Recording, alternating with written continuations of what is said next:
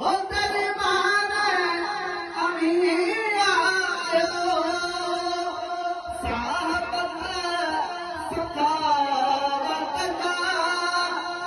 सुल्तान अभी आयो हो के राम अभी आयो हो एक राम अभी आयो एहसान अभी आयो हो एक राम अभी आयो एहसान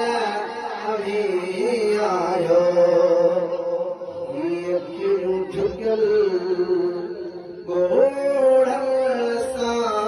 भरल झुकल गोढ़ सा भरल सामो दे बिठायो जो कुछ पे आयो चेहरा